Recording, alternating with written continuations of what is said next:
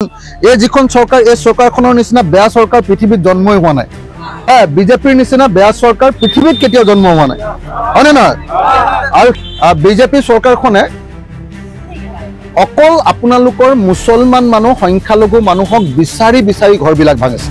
অসমৰ সংখ্যালঘুৰ আটাইতকৈ ডাঙৰ শত্ৰু হিমন্ত বিশ্ব শৰ্মা। বিজেপি চৰকাৰ থকালৈকে অসমত সংখ্যালঘু মানুহৰ শান্তি নাই।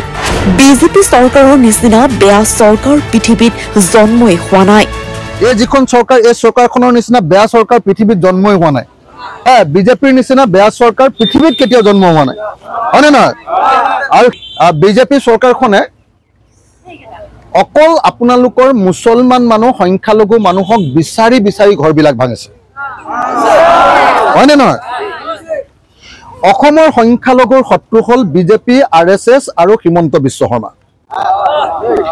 অসমৰ সংখ্যালঘুৰ আটাইতকৈ ডাঙৰ শত্ৰু হ'ল হিমন্ত বিশ্ব শৰ্মা, হয়নে নহয়?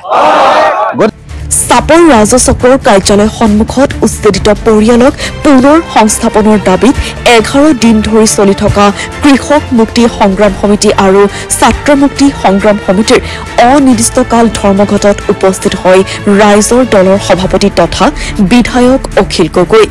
ভূমিহীন লোকক ভূমি প্ৰদানৰ দাবীৰে চাপৰৰ উচ্ছেদিতৰ কাষত থিয় হৈ বিধায়ক অখিল গগৈ। লগতে তেওঁ উল্লেখ কৰে যে অসমৰ সৰ্ববৃহৎ উচ্ছেদ হোৱাৰ পিছত তেখেতে মুখ্যমন্ত্ৰীক লগ কৰি ভূমিহীন লোকক ভূমি প্ৰদানৰ বাবে আলোচনা কৰিছিল আৰু অসমৰ মুখ্যমন্ত্ৰীগৰাকীয়ে প্ৰকৃত ভূমি নথকা মানুহখিনিক ভূমি প্ৰদান কৰাৰ কথাও উল্লেখ কৰিছিল বুলি জানিবলৈ দিয়ে। কিন্তু তাৰ এখন বিপৰীত প্ৰতিচ্ছবি প্ৰতিফলিত হৈছে উচ্ছেদিত ৰাইজৰ প্ৰতি। তাৰ পিছতে অখিল গগৈ পুনৰ বিস্ফোৰণ মন্তব্য। বিজেপিৰ বিৰুদ্ধে 4 আগষ্টত হাজাৰ হাজাৰ সংখ্যালঘুৱে কঁপাব ৰাজপথ।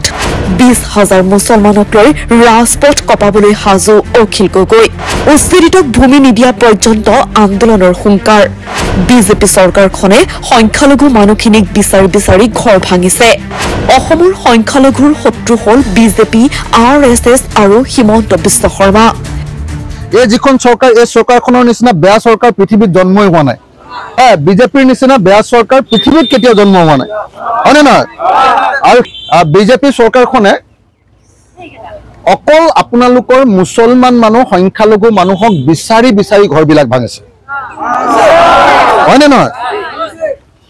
অসমৰ সংখ্যালঘুৰ শত্ৰু হ'ল বিজেপি, RSS আৰু হিমন্ত বিশ্ব শৰ্মা।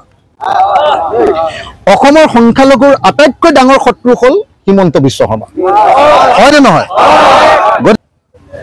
যে যেতিয়ালৈকে বিজেপি চৰকাৰ থাকিব তেতিয়ালৈকে সংখ্যালঘু মানুহৰ কেতিয়াও শান্তি অসমত নাই।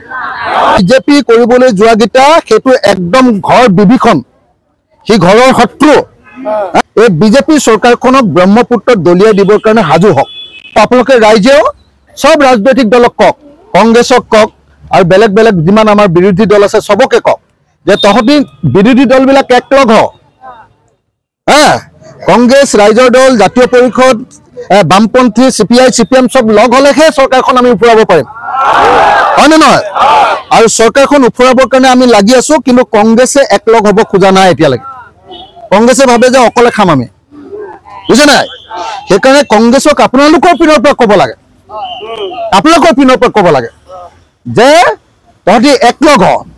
গতিকে আপোনালোকৰ খবৰ ল'বলৈ মই উজনি অসমৰ অখিল গগৈ, এটা ৰাজনৈতিক দলৰ সভাপতি অখিল গগৈ আহিছো, সেইটোত বহুত মানুহে মোক বেয়া পাইছে।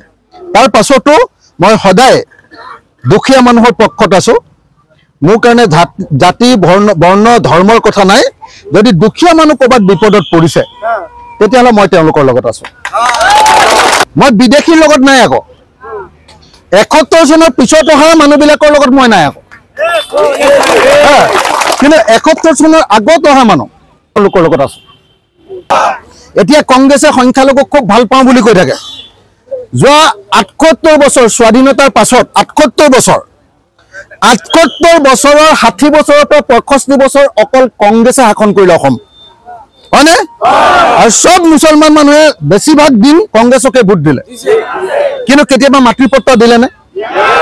নাই। ইহঁতি অকল খালি মানুহক ব্যৱহাৰ কৰে। ৰাজনৈতিক দলবিলাকে মানুহৰ কাম কৰি নিদিয়ে, নহয়? সেইকাৰণে আপোনালোকে মনত ৰাখক যে এইবাৰ নতুন চৰকাৰ বনাব লাগিব কথাবিলাক প্ৰত্যেকটো কথা মনত ৰাখক এদিন এই বিজেপি চৰকাৰৰ ওপৰত আমি অসমৰ মানুহে প্ৰতিশোধ ল'ব লাগিব ইহঁতক ব্ৰহ্মপুত্ৰলৈ দলিয়াই দিব লাগিব আৰু হিমন্ত বিশ্ব শৰ্মাক গাদিয়ে চাদিয়ে ধৰি যিদিনালৈকে ব্ৰহ্মপুত্ৰ দলিয়াই দিব নোৱাৰো সেইদিনালৈকে কেতিয়াও ক্ষান্ত নহ'ব আপোনালোক আন্দোলন কেইদিন হ'ল 11 দিন মই ভাবো যে আজিৰ পৰা এই আন্দোলনটো বন্ধ কৰি আমি 30 তাৰিখে লগ ধৰিম নহয় এটা ডেট ফিক্স কৰ যেটো বাইকত মইও আহিম তাত অতি কমেও 20,000 মানুহ একেলগতে গোটা হ'ব 4 আগষ্ট তাৰিখৰ দিনা মই নিজে আহিম আপোনালোকে অন্তত 20,000 মানুহ গোটাব লাগিব এনেকে 500,000 মানুহ হলে মই নাহো আগতে এপিসোড কৰি লাভ নাই অহা 4 তাৰিখৰ দিনা ইয়াত এটা ডাঙৰ আন্দোলনৰ কাৰ্যসূচী হ'ব এই কাৰ্যসূচীত মই থাকিম এখন চৰকাৰ নে এখন এই যে কছাই চৰকাৰ নে কছাই ধৰিব পৰা নাই নিশ্চয় ঈশ্বৰেও চাব নিশ্চয় ইহঁতি এদিন শাস্তি পাব আমি সেই দিনটোলৈকে ৰম আৰু সকলোৰে কাৰণে মাটি আদায় কৰি আনিম নিউজ ডেস্ক ৰিপৰ্ট এনি টক্স